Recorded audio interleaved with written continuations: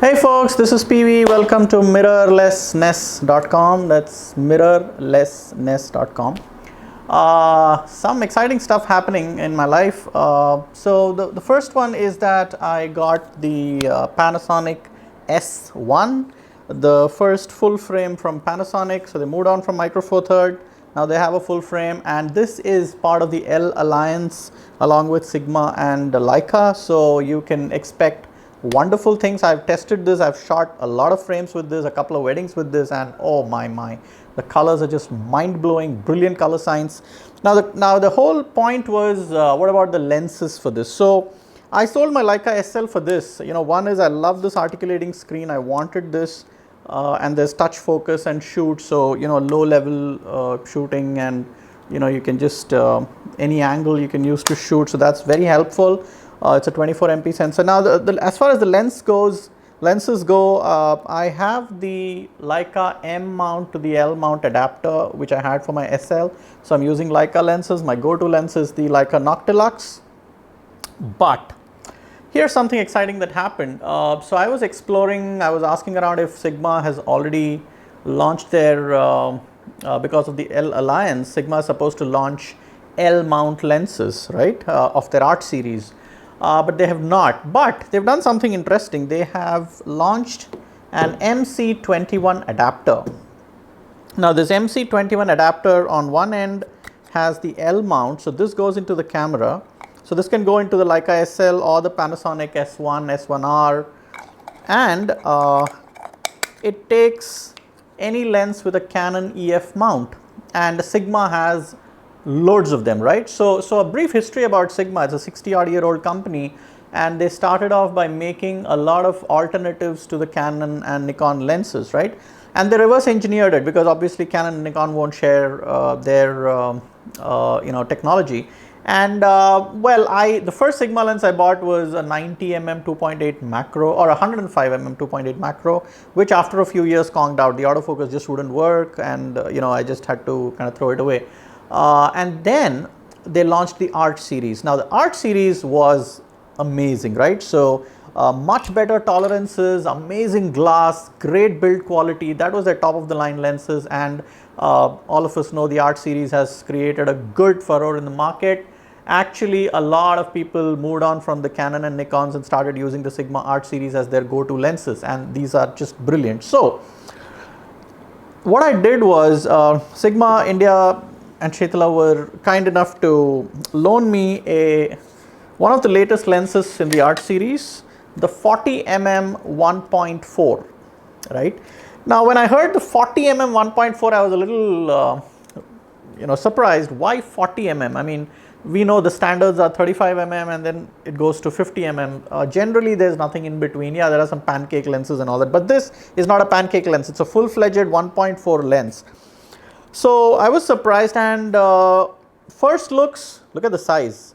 The 35mm is probably 75% of its size, the 50mm probably slightly bigger than that, but this one, between the 35 and the 50, is the biggest of the lot. It's heavy, amazing build quality, and great glass. Now, what I did was I mounted this, and this is a EF mount lens, so I mounted this on the MC21 and mounted it on my Panasonic S1 and shot a lot of shots at the wedding I just recently finished, and I'll show you some samples here.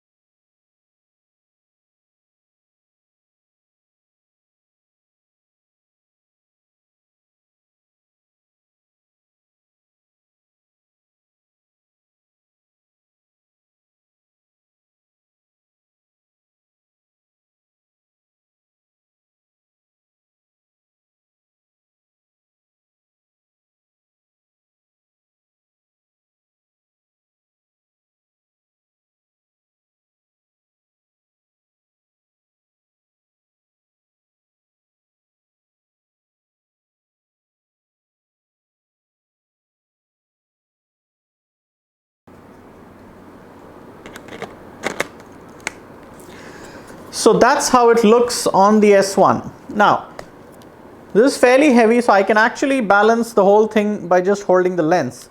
So the good thing is the S1 body is a fairly heavy body, and it's almost equal to a DSLR, and it's very sturdy, very compact, and holds really well in the hand. Now the Sonys are slightly smaller, lighter, so I think there might be a little bit of a disbalance as far as the Sonys are concerned, but it will balance beautifully on an SLR, and it balances lovely, pretty well on the S1. Now, so what were my first thoughts? The first thoughts were that the build quality is as good as any Sigma Art series. It's just really, it feels tough, and it really feels rugged. The glass, and that's really the main thing, right? The image quality is really the main thing. So I shot close to 100-200 shots with this, and oh my, the sharpness is razor sharp. It's absolutely, biting sharp. There's no issues with that. That's what a lot of photographers look for. I don't much, because I shoot at 0.95 with a Leica Noctilux, remember? So I really don't care too much about sharpness, but this one is really sharp. And I shot in very high contrast situations, did not see any purple fringing. And I'm sure there will be slight if I shoot against the light in high contrast situations, but nothing really to worry about. And no distortions, nothing, right? So it's a brilliant lens. And as I shot with this is what I discovered. I step back 1 step, 2 steps, and I have a 35mm. I walk 2-3 steps closer and I have a 50mm. So it falls right in between. So if you don't have a 35mm, you don't have a 50mm, one lens you want to use, this is the lens to use. So you have a 40mm, which can work as a 35mm, which can also work as a 50mm, and it's 1.4, right? So brilliant. Now let's talk about autofocus. Now I'm sure this is not the optimal setup, because there is an adapter in between. Now it is an adapter which supports autofocus, but still there is an adapter. So I think this lens is going to be as fast as any of the Sigma Art series lenses on the SLRs, but on the Panasonic S1, so it focuses fast. It is fast, there's no doubt about that, but it kind of, before it focuses, it moves 1 step, like a few centimeters this way, that way, and then it, focuses, right? So what I'm going to do is I'm going to take 2 lenses. I'm going to take this lens and focus, and I'm going to take the native 24-105 from Panasonic and focus, right? So you can see the difference in the speed. But that said, it's nothing to worry about. It's still great. Tracking also works pretty fine if light is adequate. Under low light conditions, obviously it's a little bit of a problem, but if the light is adequate, it tracks very well. Subjects moving back and forward. I did some tracking shots also, and they were fine. And the touch focus and shoot works slightly slower than the normal autofocus, but normal autofocus is absolutely fine. So I think it's a great lens if you want to own one lens between the 50 and the 35. You don't have to worry about image quality at all. And if you own a DSLR, EF mount or a Nikon mount, they're available in all these mounts and they're fantastic. If you want to adapt them, the MC21, trust me, is a fantastic adapter. It works very well on the Panasonics, and I'm sure it will work well on the Leica SL also. So yeah, it's a brilliant lens. Here are some pictures for you to look at, and let's look at the side-by-side comparison of focus speeds.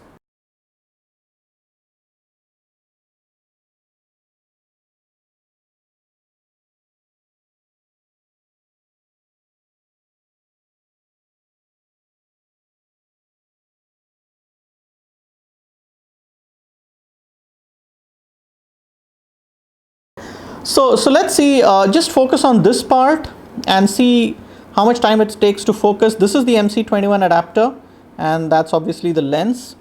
So here you go. There you go. There you go. There you go. There you go. So I'm focusing on things close, things far. There you go. So as you see, it's not too slow at all by mirrorless standards. Mirrorless has much slower lenses. Yeah, so this is pretty good. Now let me put on the native lens 24-105, and I'm shooting this at 1.4, and let me put the 24-105, that's an f4 lens, but let's see how it compares in terms of focus speeds. Okay, now I got the native 24-105 lens, it's an f4 lens, so let's see the focusing speed with this, right? There you go, there you go, there you go, there you go.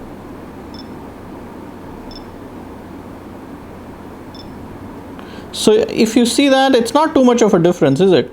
I think there's just that wee bit of movement before it focuses with the other lens, which probably is not there with the native lens, but I think in terms of focus speed, you're not really losing much.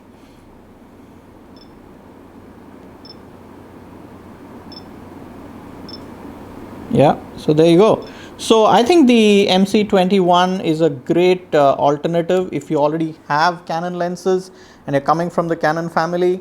Then just get the MC21, use all your Canon or Sigma lenses in EF mount on the Panasonic S1. This camera is just absolutely mind-blowing and fantastic. You have to see the colors right out of the camera to believe it. So yeah, go for it. That's the MC21 adapter. You have the Canon EF mount on the lens side, and it has these points, so it aids autofocus, and it also reads the lens data. So I get on my S1, when I use this, it tells me when I export the data, the pictures, it tells me what lens I've used. And this is obviously the side that goes into the camera, and this is the L mount. So with the L alliance happening, all Leica cameras with the L mount, all Panasonic cameras with the L mount, and all Sigma cameras with the L mount can all take this adapter and EF lenses on them. So that's it, folks. Sigma 40mm 1.4. This is the EF mount, and I am really waiting for their Art series to come in the native L mount. I'm sure the focus is going to be that much, probably a wee bit faster, and I would love that. Not that I'm really an autofocus guy, but if I'm buying the Art series, why not? So I'm pretty excited about this coming up. But until then, I might just use the MC21 adapter and a few of their existing Art series along with my jewel in the crown, the Nocti. So yeah, looking forward to a lot more pictures. So you can visit mirrorlessness.com and see a lot of reviews, a lot of write-up about other cameras, lenses, and a lot of pictures. So until next time, all the best.